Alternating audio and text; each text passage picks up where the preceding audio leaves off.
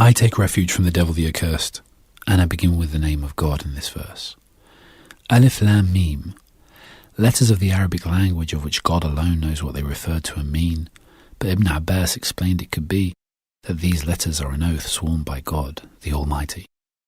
These are the verses of wise scripture, giving guidance and mercy to believers who do good deeds, who keep up the prayer and pay the alms and believe in the hereafter.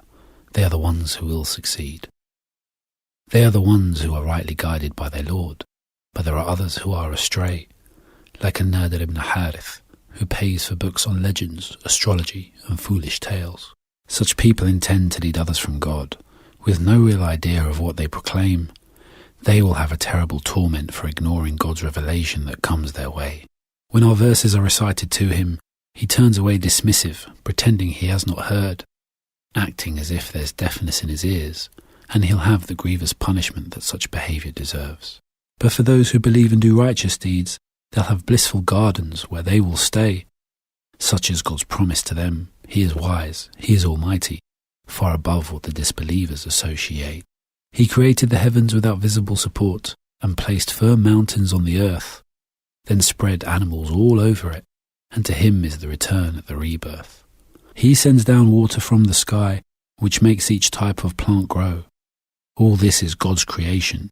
Is there anything created by those you claim are partner gods that they can show? No, there is nothing they could create. Power to do so is the Lord's alone. The disbelievers are clearly astray. They will have the eternal fire as their home. We gave Luqman abundant wisdom.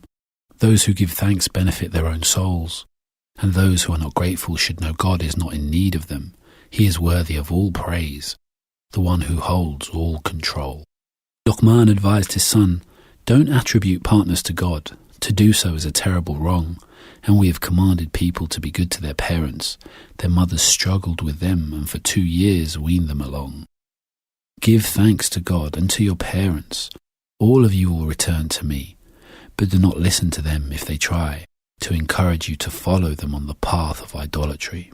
Keep their company in this life by acting upon the bounds of what is right, and follow those who seek my pleasure upon the straight path, those who will be rewarded with heaven's delights.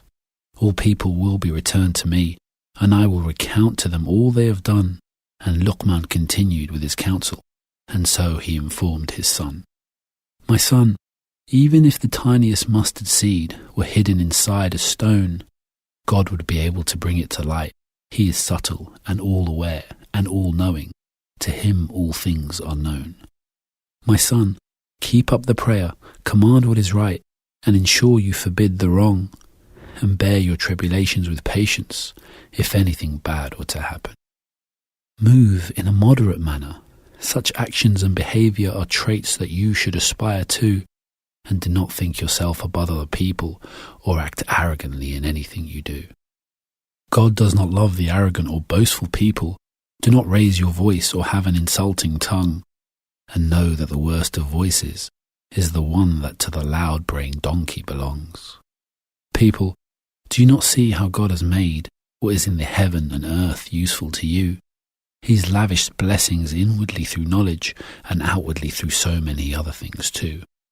Yet some people dispute about God without knowledge or guidance or a truthful scripture, and when told follow what God has sent down, they reply with their own conjecture.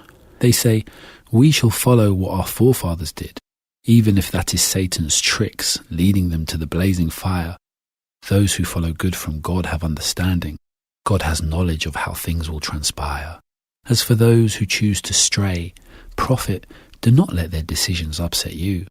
They'll be returned to us for their reckoning. God knows all people, and all people intend to do. God knows all that is in their hearts and what they contain.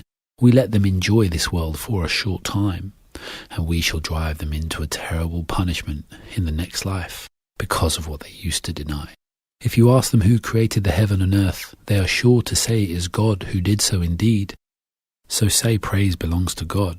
Be grateful to him, but instead they choose to be arrogant and disbelieve. Everything in the heaven and earth belongs to God, the self-sufficient one, the one worthy of all praise. Even if all the trees on earth were pens and all the seas were ink for writing, it would not be enough to record all God has to say. Even if we multiply the amount of both by 7, God's words would not run out. God is almighty and wise, and He is enough for those who believe, those who are devout. Creating and resurrecting all of you is like creating and resurrecting a single soul. God is all-hearing and all-knowing. He is the one who is in control. Prophet, do you see God causes night to merge into day and the day to merge into night, and that He has subjected the sun and the moon to run their own course for a stated time? And are you not aware that God is conscious of everything you people do, and that what they call on besides God is false? God is the highest and the greatest. God alone is the truth. Do you not see that ships sail through the sea by God's grace, truly a sign of His wonder? Indeed, there are signs for the steadfast, those who are grateful, those who reflect and ponder. When waves loom over those on board like terrifying shadows, they call to God above, but when He delivers them safely to the shore, God is no longer something they think of. Only a thankless person lacking in loyalty refuses to acknowledge God's signs. People, be mindful of your Lord, and fear a day no parent will take the place of their child. Nor will the child take the place of their parent. God's promise is surely true, so by the world of this life do not be beguiled. Do not let the deceiver deceive you about God. Knowledge of the hour is God's alone. It is He who sends down rain, and He who knows what is hidden in every womb. No soul knows what it will have tomorrow, and no soul knows where it will die. God alone knows such things, the all-aware, the all-knowing, master of the ways of ascent from the sky.